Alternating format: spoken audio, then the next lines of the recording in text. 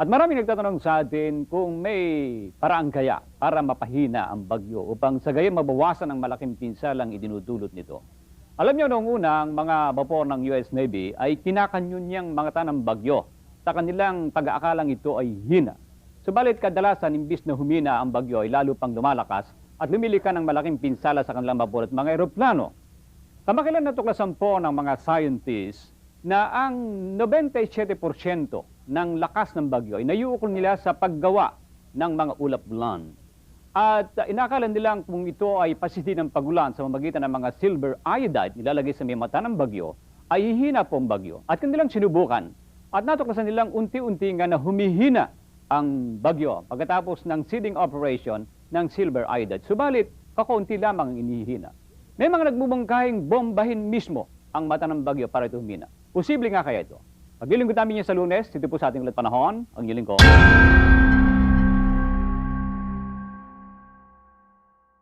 Kilala siya dahil isa siya sa mga nagbibigay impormasyon sa palabas niya sa telebisyon tungkol sa kalagayan ng panahon. Ngunit mas nakilala siya dahil sa husay niya sa mga pagtalakay ng kanyang mga paksa at iba pang mga isyu, pagtuturo ng mga makabuluhan at paglilinaw sa mga paksang kanyang tinatalakay sa programa niya sa telebisyon na Knowledge Power. Ito mga lods ang magiging topic ko ngayon. Kung gusto nyo ng ganitong klaseng content, mangyaring pindutin lamang ang subscribe button at i-click na rin ang notification bell para lagi kayong updated sa mga susunod kong videos. Halika't alamin natin ang kwento ng buhay at naging sanhi ng kamatayan ng isang mahusay at veteranong mamahayag na tinaguriang The Walking Encyclopedia. Ngunit bago ang lahat, ay isang maikling intro muna tayo.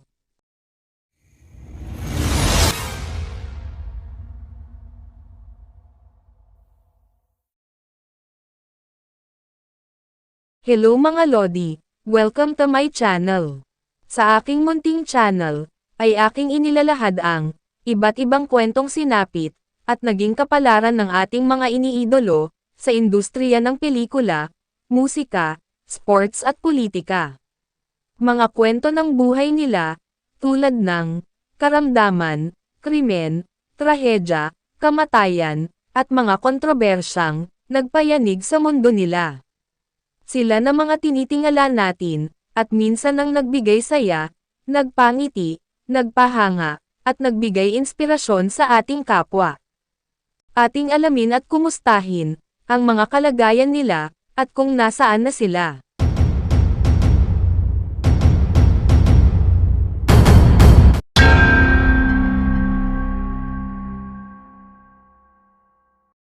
Isang paalala. Ibig ko lamang pong ipabatid sa mga taga-subaybay at manonood ng munting channel ko, na ako po ay hindi eksperto. Ang mga kwentong mapapanood nyo sa channel ko, ay hindi nagsasaad ng tama, at eksaktong impormasyon, tungkol sa pagsasalarawan sa subject ng topic ko. Ito ay bunga lamang sa aking mga pananaliksik. Maraming salamat po. Si Ernesto J. Baran, professionally known as Ka Ernie Baran, ay isang Pilipinong broadcaster at inventor. Mahigit 40 taon siyang nanatili sa larangan ng broadcasting.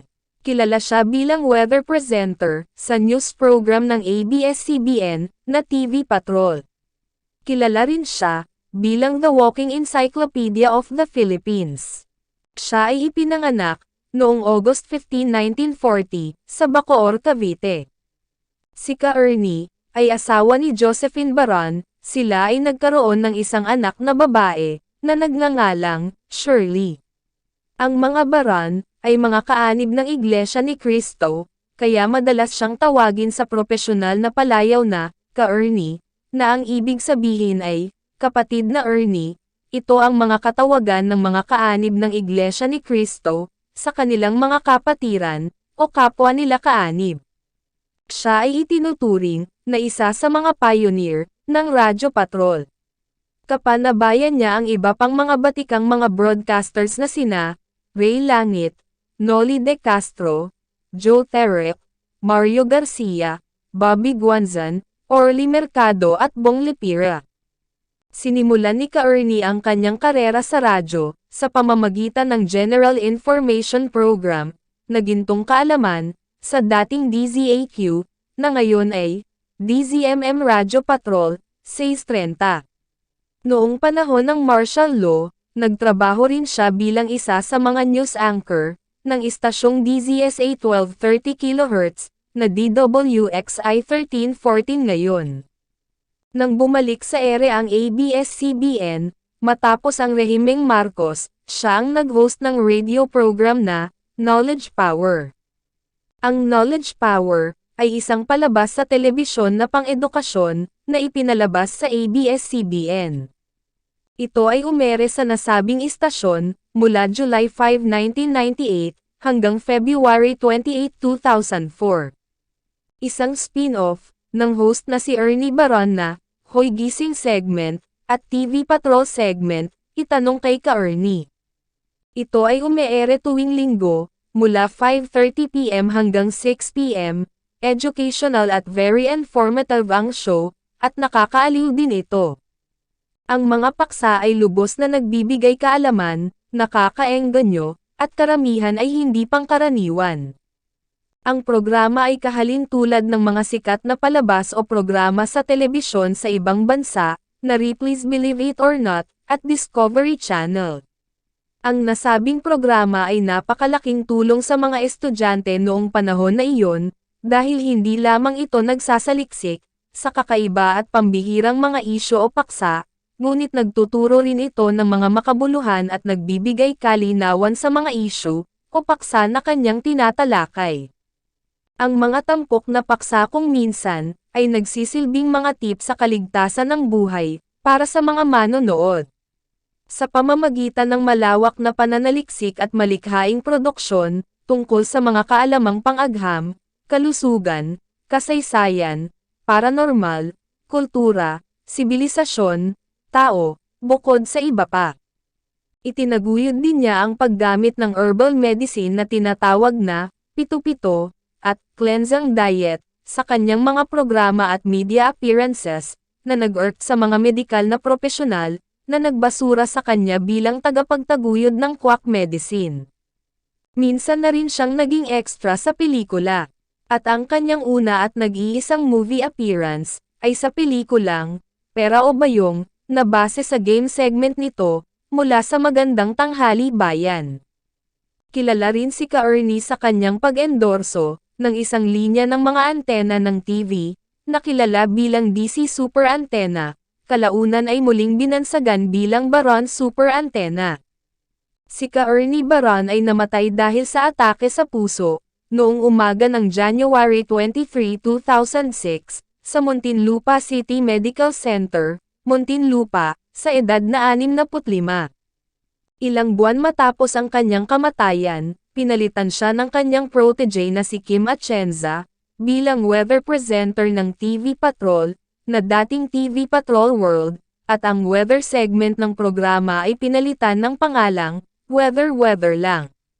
Ano't-ano paman, ang nangyari sa buhay ng ating iniidolo, ay hinding-hindi kailanman matatawaran ang kanyang naging ambag, sa larangan ng pamamahayag. Yan po ang ating ulat panahon, dadako tayo sa ating Q&A portion. Sino nakaimbento ng calculator? Sa loob ng 3,000 taon, ang pinakamabilis na calculator ay yung abacus na naimbento ng mga Babylonians at mga Chinese. Hanggang noong year 1614, si John Napier ng Scotland na naimbento po yung tinatawag nilang Napier bone na ginamit bilang calculating machine. Pero itong pinaka-rod na tinatawag, na pinaiikot bilang multiplier, ginagamit po sa multiplication. Noong namang year 1642, si Blaise Pascal ng France na imbento po yung calculating machine na may mga digits po yan mula sa 0 hanggang sa 9 sa pinakaloob po nito, na habang umiikot nagiging pinaka-multiplier sa multiplication. At hindi ito naging commercial kung hindi noong year 1845, si William Burroughs ng USA inimbento po ang adding machine, kananahang calculator na nasa commercial. Subalit ang lahat ng mga ito ay naluma nang dumating na po ang age of the computer. Na siya naming ipaglilingkod sa inyo, yung pong ginagamit sa pagbilang sa ating eleksyon, ito rin po sa ating ulat panahon.